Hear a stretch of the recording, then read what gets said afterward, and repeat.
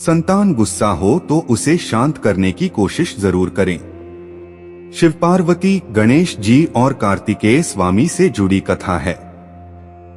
इस कथा में बताया गया है कि अगर संतान गुस्सा हो जाए तो उसे मनाने के लिए माता पिता को उसकी बात समझनी चाहिए और उसे अकेला नहीं छोड़ना चाहिए।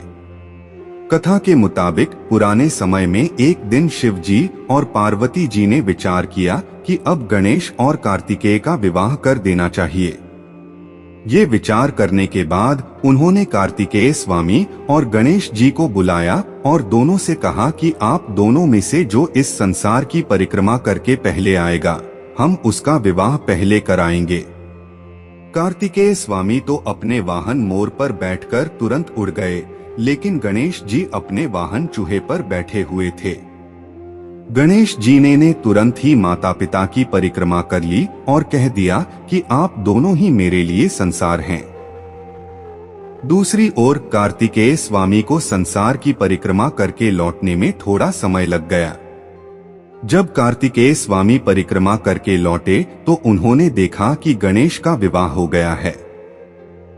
गणेश जी को विवाहित देखकर कार्तिकेय स्वामी नाराज हो गए।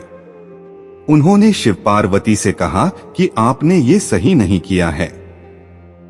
क्रोधित होकर कार्तिकेय स्वामी क्रौंच पर्वत पर चले गए।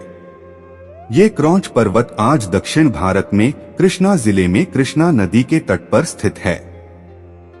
इसे श्री पर्वत भी कहते हैं। शिव जी और देवी पार्वती ने कार्तिकेय स्वामी को समझाने की बहुत कोशिशें की, लेकिन कार्तिकेय शांत नहीं हुए। शिव पार्वती समझ गए कि कार्तिकेय बहुत ज्यादा गुस्से में है और ये वापस भी नहीं आएगा। तब दोनों ने तय कि वे ही कार्तिकेय से मिलने जाते रहेंगे।